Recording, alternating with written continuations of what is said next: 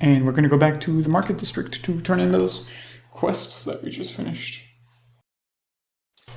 Alright, now I need to go and find the captain of the guard or something. Once again, he's probably not the captain of the guard, but hey, you never know.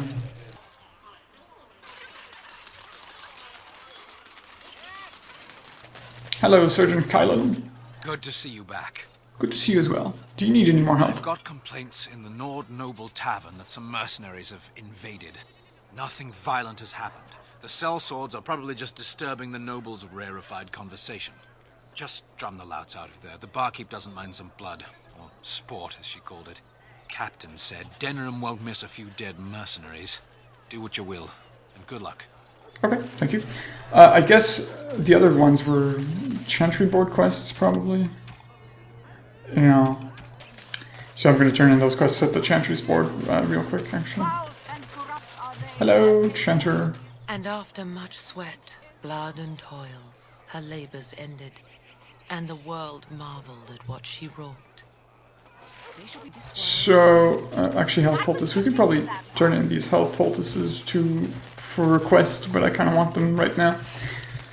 I don't know what happened to that Blood Mage quest. I guess we automatically completed it, so I'm just gonna head to the inn and take care of business. I didn't know how bad Blood Mages were, so it's kind of funny because I got a comment about someone saying they couldn't believe that I left the Blood Mage alive back in Soldier's Peak, which, whoops, I don't know. I guess I didn't know how bad they were until later on in the gameplay, but that's how it is. Alright, let's head in. And take care of these mercenaries wherever they are. I guess they're on the other side here. Oh yeah, we already talked to them once, but they didn't say anything. Hello, sir. What are you looking at? We're the Crimson Oars. Okay, yes. You're not wanted here, so please leave. Oh, you're threatening us. We're veterans of many battles. Who are you? I don't like any of these options. Let's see what happens if I take number 3. You're not worth my time. Goodbye. Okay, I thought that would incite them to attack us, but I guess let's close the door. Talk to them again. Oh, what now? Hello, door. How are you doing? I'm going to have to ask you to leave now. We are veterans of many battles. What are you to us? Hundreds have I killed in my wake. You're just a number to me. We were just leaving. Yes, oars, we go to the docks. I had to have a little bit of fun there. Nothing too special, just a little bit of fun. That's not something I would say, but like I said, I just wanted to do it because it was funny. And it seems to work, so.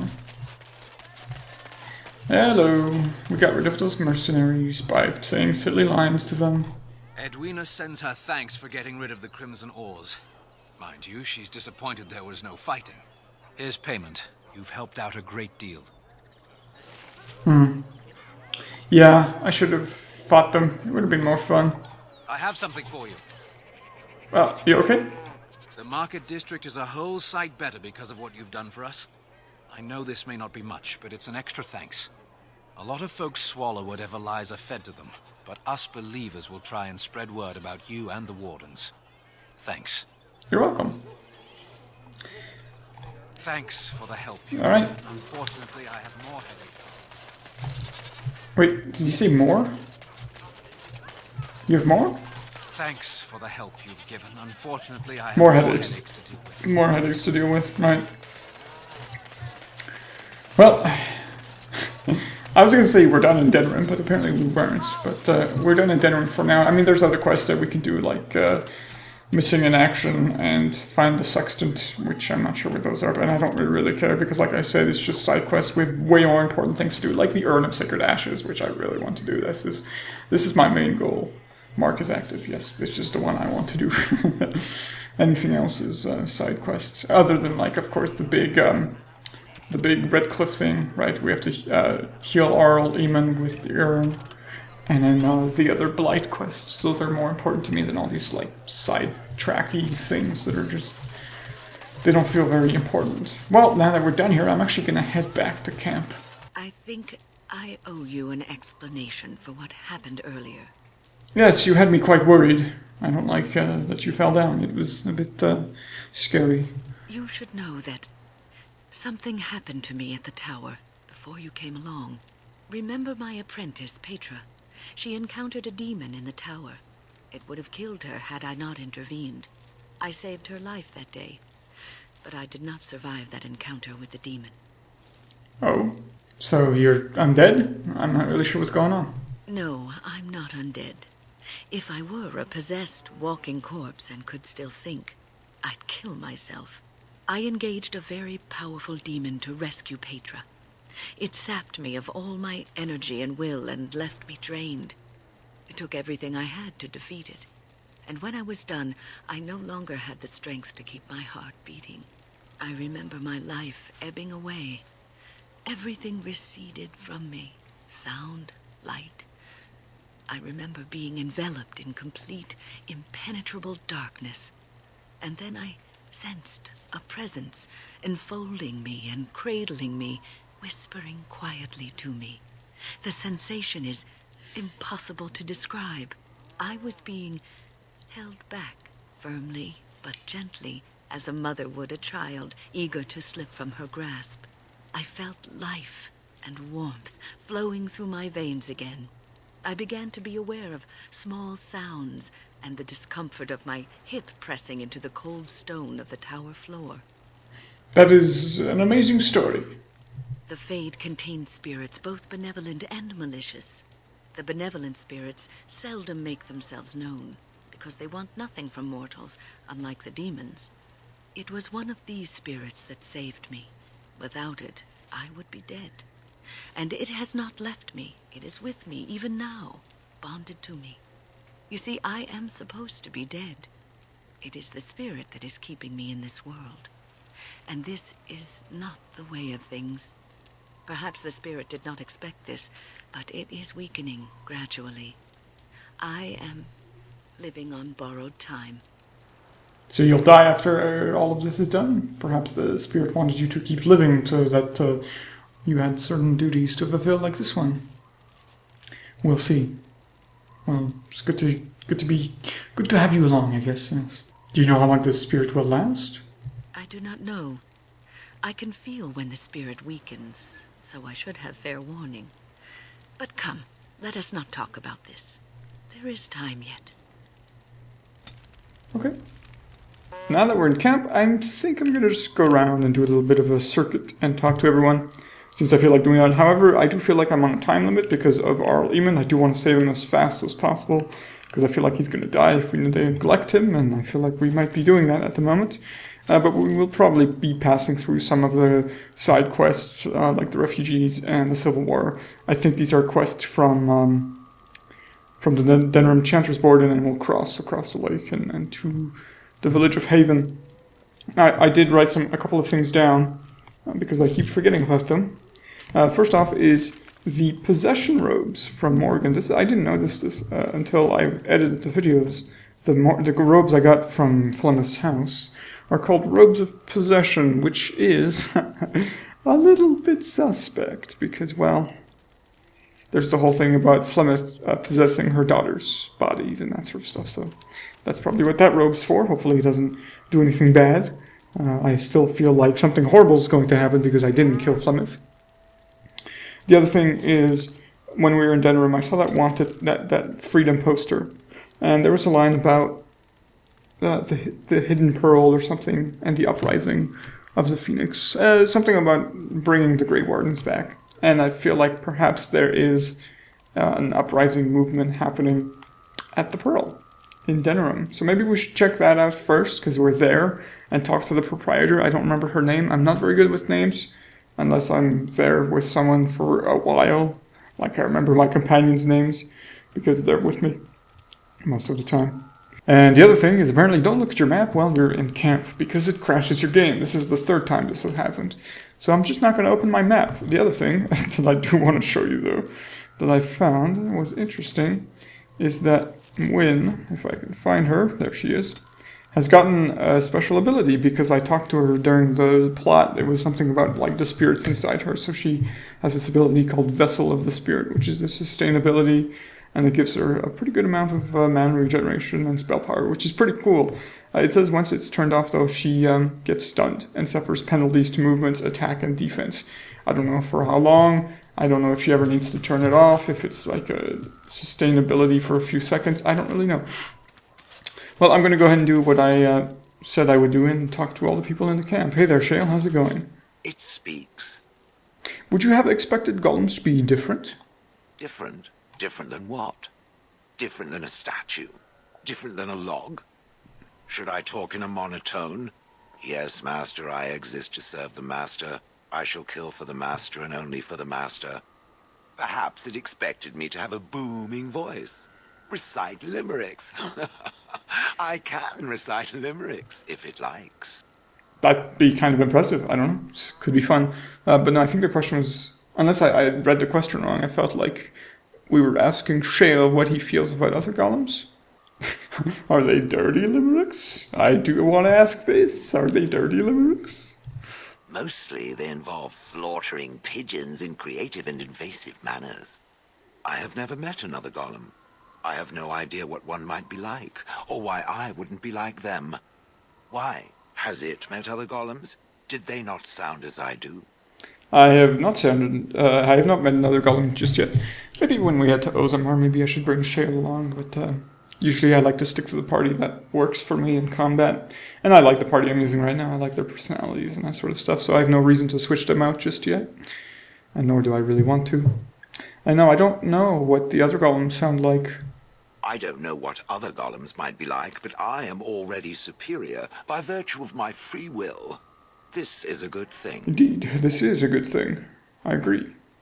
Being a golem would be handy. I don't really understand what that second part of that thing says. It sounds like it sounds like it's saying that, oh, your free will is not useful, you need to be like the other golems, but it's kind of weird. I'm going to go with that anyways, since it's the best option out of the four that I'm looking at.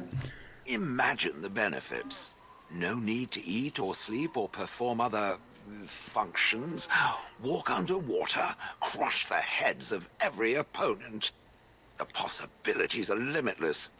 Barring the occasional 30 years or so of paralysis, there's little to compare. Now stop talking so much. The wagging of its moist little tongue is distracting. You've been like this? Great. Yeah, tongues are weird. That's true. A lot of the human body is weird, but also very fascinating. I've always had a good time studying biology. Anyways, let's go talk to Morgan. Hello, Morgan. It's a curious thing. I do not know how else to describe it. What is it? Oh, did you have your first feeling? Is something wrong? You look confused. Indeed I am, a little. Oh. I am reminded of our first meeting in the wilds. I had been in animal form for some time, watching your progress. I knew immediately that you were far more formidable than the other men you traveled with. I found you intriguing. Yet I resented it when Flemeth assigned me to travel with you. I assumed that, at best, you would drive me from your company as soon as we left the wilds. And why would I do that? And probably you're feeling resentful because you're leaving home and being away from your mother. As much as you don't like your mother. I don't really know what the thing is. Yeah. And why would I do that? I am aware that I have little talent for forming friendships, to put it lightly. 'Tis something I know nothing of, nor ever thought I needed. Yet when I discovered Flemeth's plans, you did not abandon me. Whatever your reasons, you fought what must have been a terrible battle without hope of real reward.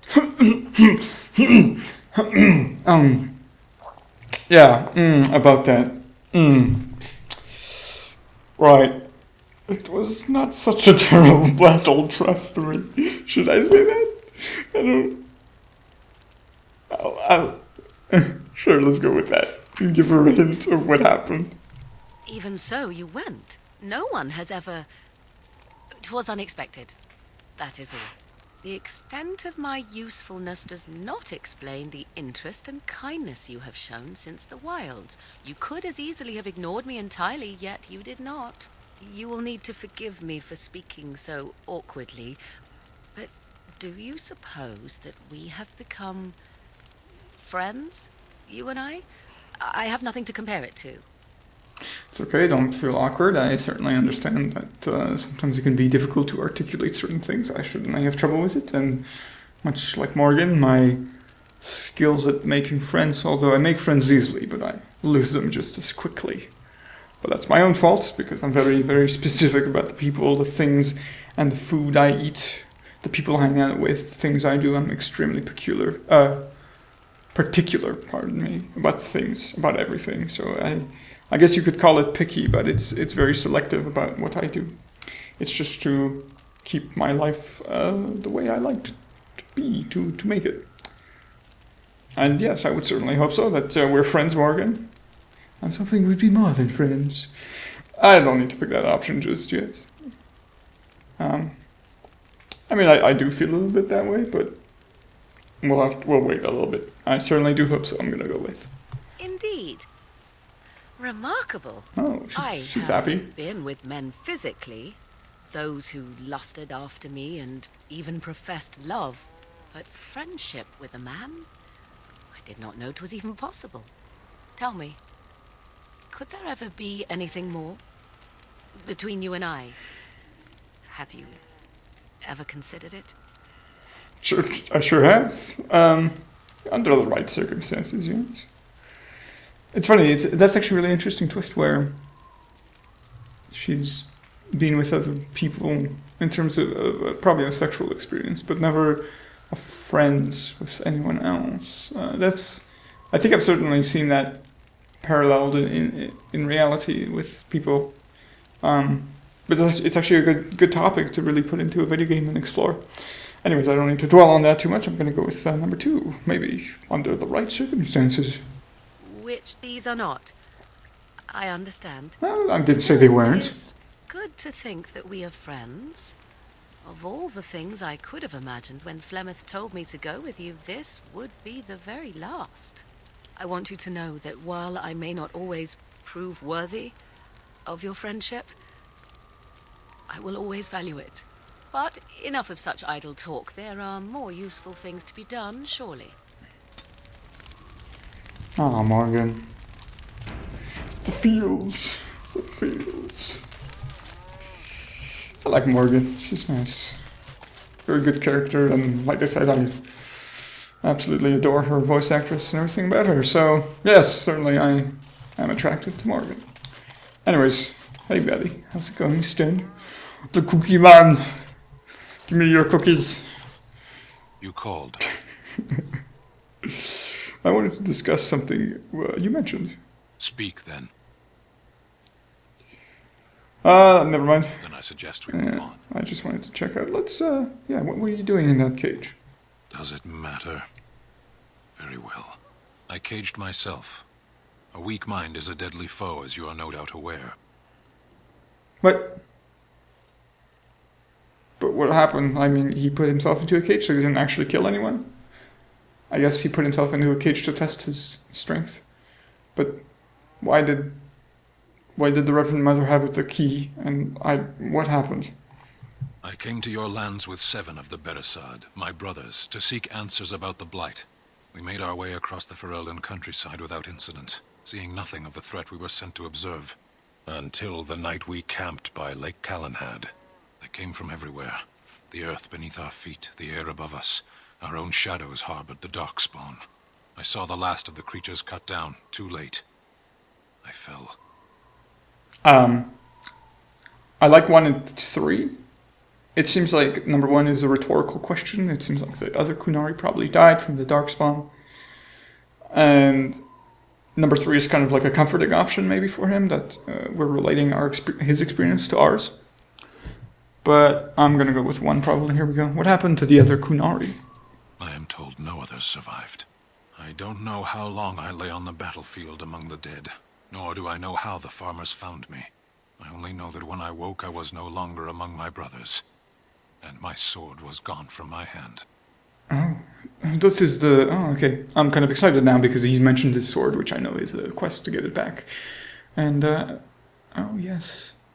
I did get a comment from King Rat that I should go back to Redcliffe Village with him, because that's where his sword is, or something along those lines.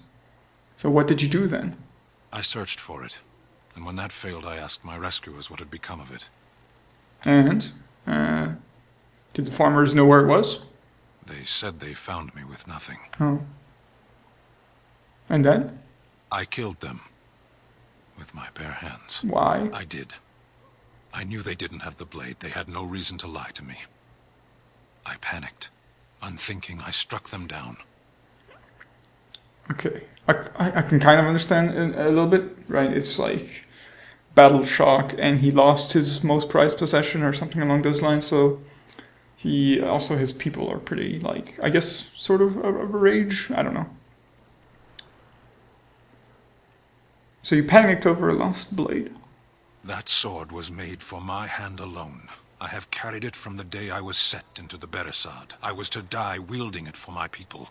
Even if I could cross Ferelden and Tevinter unarmed and alone to bring my report to the Arishok, I would be slain on sight by the Antam. They would know me as soulless, a deserter. No soldier would cast aside his blade while he drew breath. I want to say couldn't research for it and sort of just putting the blame on him. But I guess let's go with that, because that might trigger his want to go look for it. So let's do that. Couldn't you search for it? If I knew where to look, it would be in my hand now. True. And where did you fight the Darkspawn exactly? Maybe we can go and look there. Near Lake Callanhad. Well, don't worry, we'll go and find it. Perhaps those words are empty, but thank you all the same. Thinking about it, probably even without the comment, I would have probably went there for him. We'll probably do that soon, as we're heading towards the village of Haven. I'm also putting the runes into the chest, because I have a couple of runes that I'm not going to use ever, so I'm going to put them into this chest. There we go. That's the other one. Alright, and now I'm going to leave the chest. Wise to invest in the effectiveness of your followers. Yes, thank you. So I'm going to save, and we're going to go talk to Wynne. Hello, Wynne. What's on your mind? I'd like to ask you something about the circle. I will answer to the best of my ability. What's life like at the tower? I would be lying if I said it was easy. First, there were rules, and we were constantly watched to make sure we behaved appropriately. Then there was the study of magic. We had to cast the spells just so, control the effects completely.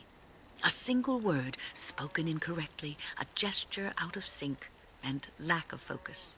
And we needed to have perfect focus, or we would be in danger. Danger from what exactly? The demons you can summon?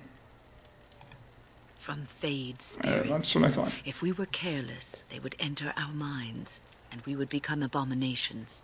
Without the circle and my mentors, I would not have been where I am today. And there was joy in life at the circle. The joys of fellowship, in knowing that you were not alone in your struggles. In spite of everything, I was happy in the tower, and I loved it. It's good to hear. Do you know why you became a mage? Even though I feel like that's, when you think about Connor, they notice that they have abilities early on in life and that sort of thing, but maybe this can flesh it out a bit more, so I'm going to ask her. People don't become mages. Exactly, They yeah. are born mages.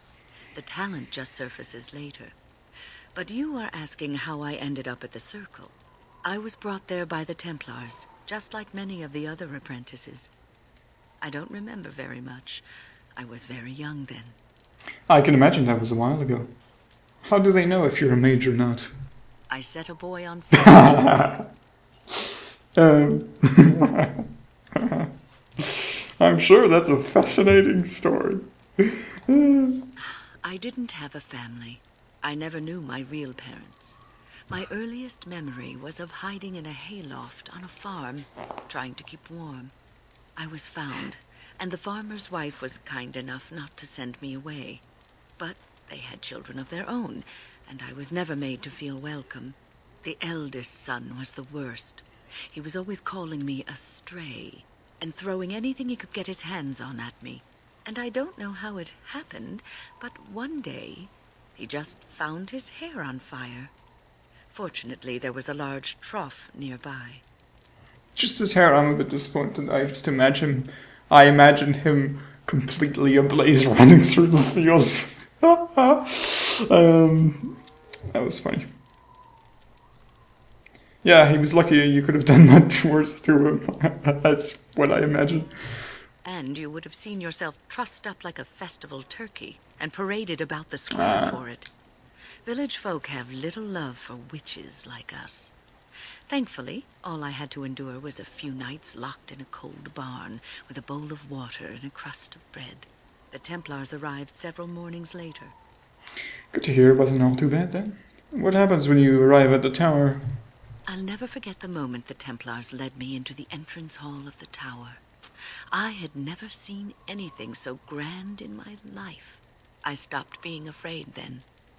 I knew I was home. That's sweet. It's good to hear. And I can imagine something like that being, comforting, where you are in the company of peers that have same abilities and same sort of, I was going to say goals, but aspirations probably, right? Because they're all mages and they're all there to teach each other. She mentions this earlier on about fellowship and that sort of thing. So it's it's nice. That's a great story. Thank you for sharing. Well, that's about all there is to my tale. That's how I came to the circle. There's nothing else I want to discuss right now, apparently. So thank you, Wynne. That was nice. Well, I'm going to talk to Liliana next. Because I feel like I've been neglecting her all this time. So let's see what she has to say. Something I can help with? I'd like to talk about something. Yes? What's on your mind? These visions of yours. I knew this would come up sooner or later. I don't know how to explain, but I had a dream. In it, there was an impenetrable darkness. It was so dense, so real. And there was a noise, a terrible, ungodly noise. I stood on a peak and watched as the darkness consumed everything. And when the storm swallowed the last of the sun's light, I fell. And the darkness drew me in. One thing I want to mention really quickly is that, her accent, for a while I was wondering, it's kind of strange, I guess, but it's from Orlais. She's from Orlais, so it's kind of French accent. And I also realized this while thinking about it, is that in the game, we've only met women from Orlais, and we've only met men from Antiva. We haven't met the opposite gender from those lands, which is kind of funny and interesting. Maybe that might be done on purpose, I don't know, but yeah. So what then? What happened? When I woke, I went to the Chantry's gardens, as I always do. But that day, the rose bush in the corner had flowered. Everyone knew that bush was dead. It was grey and twisted and gnarled, the ugliest thing you ever saw. But there it was, a single beautiful rose. It was as though the Maker stretched out his hand to say, even in the midst of this darkness, there is hope and beauty. Have faith. Sorry, once again, off topic, just got distracted by her collar, which I thought was kind of strange. I mean, why would she have a collar? But I think this is just actually technicalities from the character model, where her face is one model and the body is another. And so there's actually a seam underneath that collar. So they put the collar on there to hide the seam. Usually they have other armors that cover up this part of the body. I don't really know, the clavicles, I guess. And it covers a little bit of the neck as well. Like if you look at our armor, it goes up pretty high. And that covers the seam between the face, neck, and the rest of the body, which is a different model. It's kind of interesting because the body models are used for different characters, and the face is a unique one. Anyways, technicalities aside, let's see what we have for options. And this made you want to help me? In my dream, I fell. Or maybe I jumped. I'd do anything to stop the blight. I know that we can do it. There are so many good things in the Maker's world. How can I sit by while the blight devours everything? I suppose I couldn't sit by either. Watch the world getting destroyed. But I don't know. That is why you're a Grey Warden. Come, there's a blight to stop. There's one more thing I want to talk to her about. There was an option for Orlais spies, which I think might be interesting. Something I can help with? Yeah, so I'd like to talk to you about something. Yes? What's on your mind? I've heard that in Orlais, minstrels are often spies. Where did you hear this? I don't remember. Not all minstrels are spies. Most are just singers and storytellers. But some of them are what we call bards. And you are a bard? What's the difference between the two?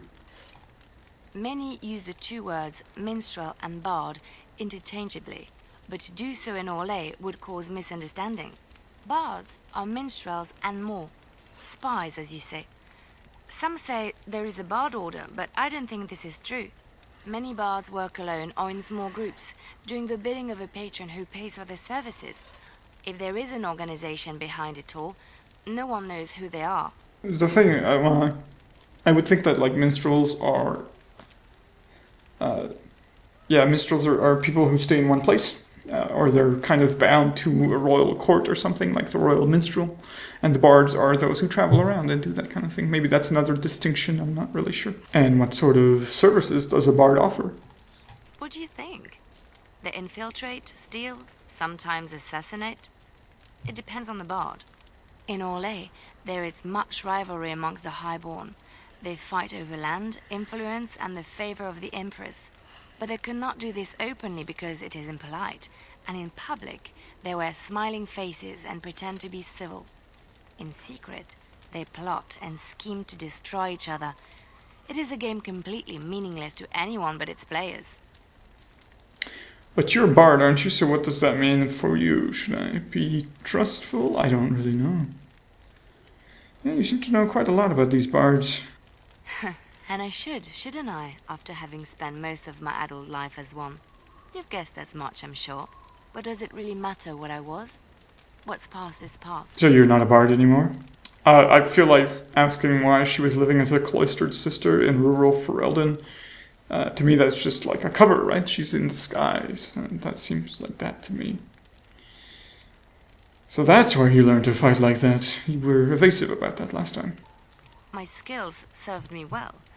But the day finally came when I decided to just put them aside. I found myself in Ferelden and sheltered from bad weather in the Chantry.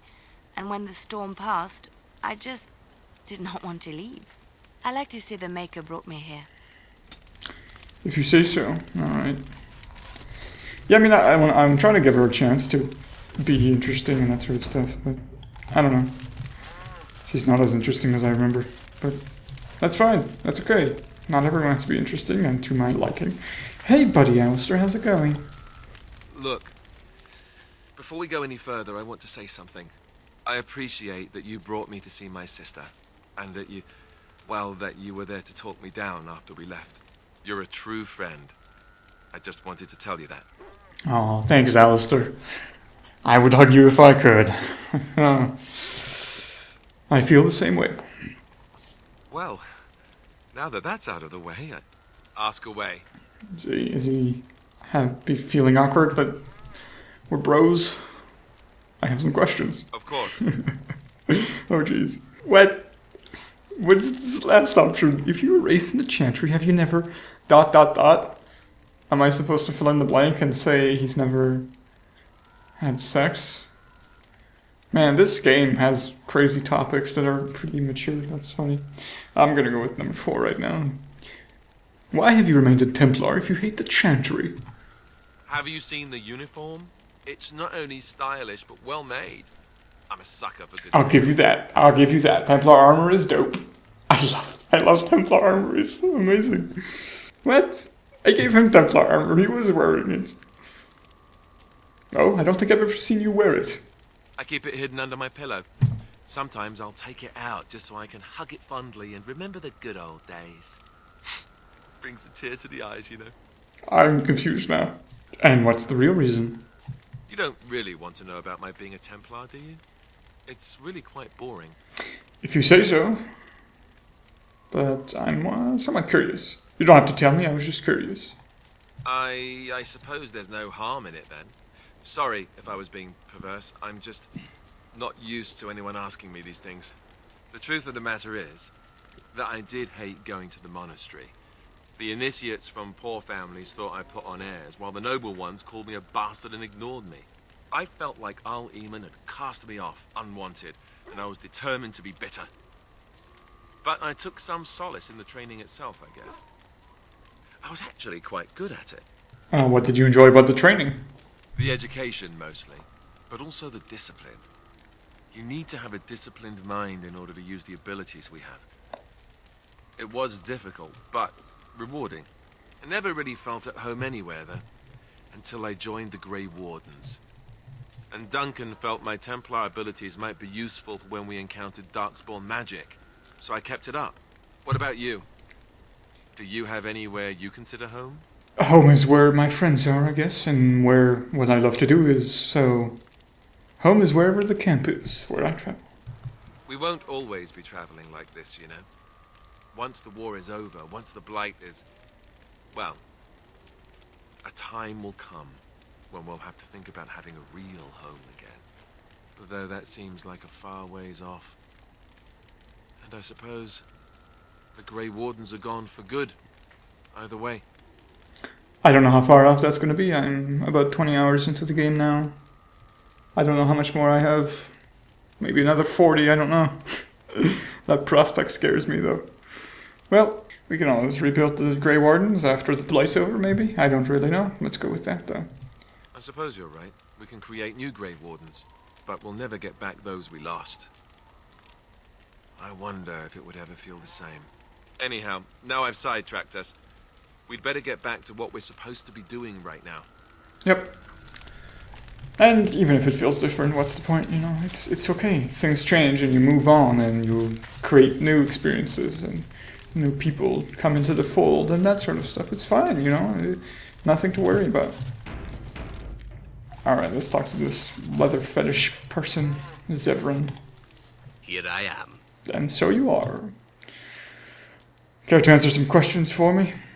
Oh, this should be good. Go ahead. Nothing interesting. Never mind. Never mind, Zevran. But coal is always interesting. Hey, buddy. Sits down and stares at you attentively. Pet Cole. He rolls around happily on his back.